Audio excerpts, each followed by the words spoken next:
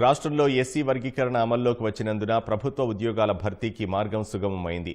ఇప్పటికే mega DSC ప్రకటన జారీ కాగా అదే మాదిరిగా ఏపీపీఎస్సీలో పెండింగ్లో ఉన్న నోటిఫికేషన్ల విడుదలకు సిద్ధమైంది. ఈ ఉద్యోగాల భర్తీకి గత జనవరిలోనే ప్రకటన ఇవ్వాలని రాష్ట్ర ప్రభుత్వం సంకల్పించినప్పటికీ ఎస్సీ వర్గీకరణ దృష్ట్యా ఆలస్యమైంది. ప్రభుత్వంలోని వివిధ శాఖల్లో 866 పోస్టుల భర్తీకి సంబంధించి 18 నోటిఫికేషన్లు ఏపీపీఎస్సీ వద్ద పెండింగ్లో ఉన్నాయి. వాటిలో అటవీ శాఖకు సంబంధించి 814 పోస్టులున్నాయి. అయితే ఖాళీల వివరాలు పంపిన ప్రభుత్వ శాఖలు ఎస్సీ వర్గీకరణకు తగ్గట్లు రోస్టర్ పాయింట్లు ఖరారు చేయాల్సి ఉంది. ఈ కసరత్తు సత్వరమే చేపడితే నెల రోజుల్లో పూర్తి చేయవచ్చు. ఈ వివరాలు అందిన వెంటనే ఏపీపీఎస్సీ నోటిఫికేషన్ల జారీకి చర్చలు తీసుకోనుంది. మే నెలలో గ్రూప్ 1 ప్రధాన పరీక్షలు రాయనున్న అభ్యర్థుల హాల్ టికెట్లు వెబ్సైట్లో పెట్టినట్లు ఏపీపీఎస్సీ కార్యదర్శి సి రాజాబాబు తెలిపారు. మొత్తం 7 పరీక్షలను ఎంపిక చేసిన 4 జిల్లాల్లో మే 3 నుంచి 9 వరకు నిర్వహించనున్నారు.